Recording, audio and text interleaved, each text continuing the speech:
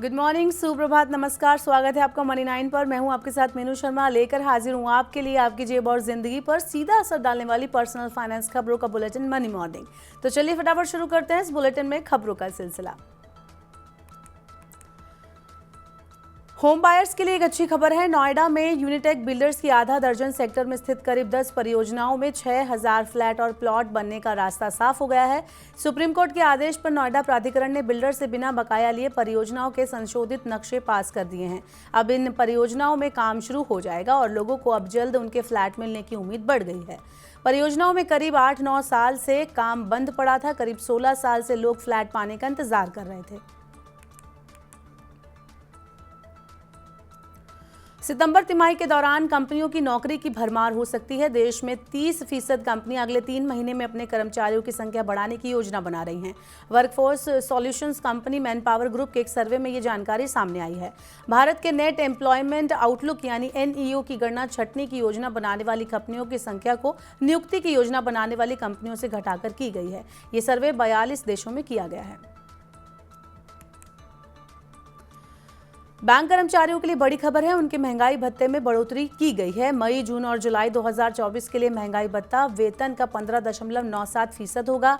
Indian bank association यानी IBA ने इस संबंध में नोटिफिकेशन जारी कर दिया है। इस साल मार्च में सरकारी बैंकों के अधिकारियों और कर्मचारियों की सैलरी में सालाना 17% की बढ़ोतरी के लिए IBA और बैंक कर्मचारी यूनियनों के बीच सहमति बनी थी। इससे सरकारी बैंकों पर सालाना 8,284 करोड़ रुपए का अतिरिक्त बोझ पड़ेगा।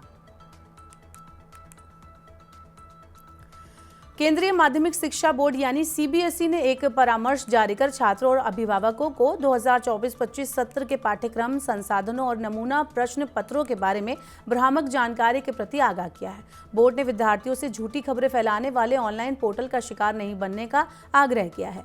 परामर्श में कहा गया है कि हमें पता चला है कि कुछ ऑनलाइन पोर्टल और वेबसाइट नमूना प्रश्न पत्रों, पाठ्यक्रम, CBSE संसाधनों और गतिविधियों से संबंधित पुराने लिंक और झूठी खबरें फैला रहे हैं। सरकार और रिजर्व बैंक के लिए खाद्य महंगाई पहले से चुनौती बनी हुई है और आगे चलकर ये चुनौती और बढ़ने वाली है। बीते 1 महीने के दौरान खाद्य तेल की कीमतों में करीब 15% की बढ़ोतरी हुई है। इस तरह गेहूं का भाव भी 1 महीने में 6% से ज्यादा बढ़ चुका है और आवक की कमी की वजह से प्याज भी पहले से महंगा हो गया है। इन सब की वजह से खाद्य महंगाई और बढ़ सकती है, जिसकी वजह से रिटेल महंगाई के बढ़ने की भी आशंका है।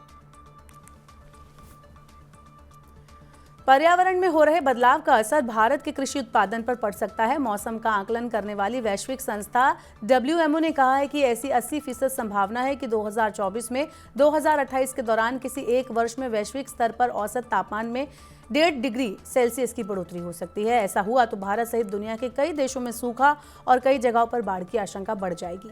बीते कुछ सालों के दौरान भारत में बाढ़ और सूखे की घटनाएं बढ़ी हुई हैं, जिस वजह से कृषि उत्पादन पर असर पड़ा है और इस वजह से आगे भी भारत का कृषि उत्पादन प्रभावित हो सकता है। हवाई किराए के महंगा होने की आशंका जताई जा रही है। एयरलाइन कंपनी अकासा के CEO विनय दुबे ने एक निजी समाचार पत्र को दिए इंटरव्यू में कहा है कि भारत में हवाई किराए दुनिया के कई देशों के मुकाबले बहुत कम है और किराए बढ़ने की गुंजाइश ठीक ठाक है। उन्होंने ये भी कहा कि किराए में बढ़ोतरी के बावजूद ये आम आदमी की पहुंच में रहेंगे।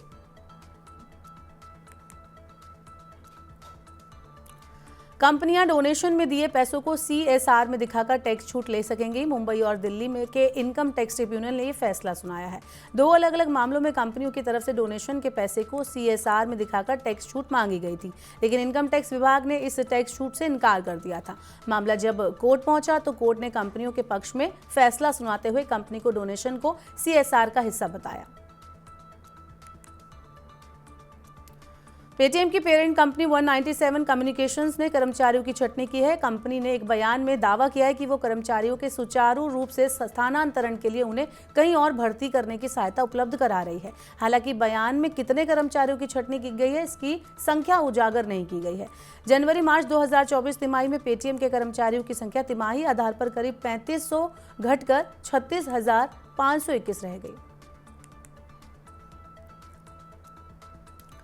माता वैष्णो देवी के दर्शन का सफर अब आसान हो गया है। वैष्णो देवी श्राइन बोर्ड श्रद्धालुओं की सुविधा के लिए जम्मू वैष्णो देवी के बीच हेलीकॉप्टर सेवा 18 जून से शुरू करने जा रहा है। हेलीकॉप्टर सेवा की बुकिंग के लिए श्रद्धालुओं को श्री माता वैष्णो देवी श्राइन बोर्ड की आधिकारिक वेबसाइट पर जाना होगा। श्राइन बोर्ड के मुख्य कार्यकारी अधिकारी अंशुल गर्ग ने कहा कि जम्मू वैष्णो देवी हेलीकॉप्टर पैकेज में श्रद्धालुओं को हेलीकॉप्टर सुविधा के साथ साथ बैटरी कार दर्शन में प्राथमिकता, रोपवे सुविधा समेत रिफ्रेशमेंट और प्रसाद की सुविधाएं भी प्रदान की जाएंगी।